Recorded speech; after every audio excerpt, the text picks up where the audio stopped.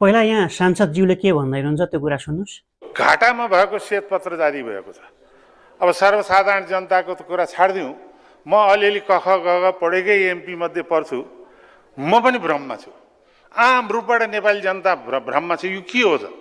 1 महिना अगाडि नाफामा हुने अभिव्यक्ति सार्वजनिक रूपले आउने, 1 महिनापछि 5 अरब चाहिँ नि घाटाको कुरा जुन आएको छ, यो कुराको वास्तविकता मन्त्रीजीले सदनमा बताउनु पर्ने, अथवा यही संसदले चाहिँ नि वास्तविकता छानबिन गर्नुपर्ने आवश्यकता मैले देखेको छु।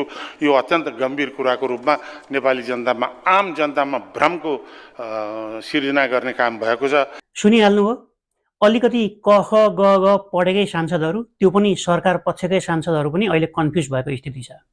1 महिना पहिला, जम्मा 1 महिना पहिला नाफामा छ भनेको विद्युत प्राधिकरण अहिले आएर 5 अरब भन्दा बढी घाटा